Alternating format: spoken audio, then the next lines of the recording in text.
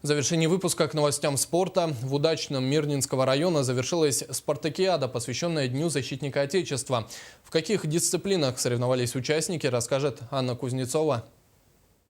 В соревнованиях по дзюдо принимали участие спортсмены из Айхала, Удачного и Ленска 2002, 2004 и 2007 годов рождения в весовых категориях от 24 до 73 килограмм. Первенство проводилось по правилам, утвержденным Федерацией дзюдо России. Чемпионы и призеры были награждены медалями, ценными призами и грамотами. На следующий день в спортивном зале прошло первенство по волейболу среди женских команд трудовых коллективов цехов Удачнинского, горно-обогатительного комбината и бюджетных организаций.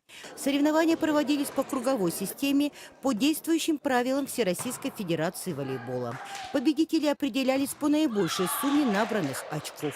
Таким образом, на первую ступень пьедестала почета поднялась команда малых цехов. На второй оказались спортсменки автобазы технологического транспорта номер 3, а почетное третье место заняла сборная бюджетных организаций. Также 23 февраля прошло соревнование по перетягиванию каната, посвященное Дню защитника Отечества, в котором приняли участие 4 команды по 8 человек в каждой. Победитель определялся по наибольшему числу побед в соревновании. Кубок и медали за первое место получила команда ВГСЧ.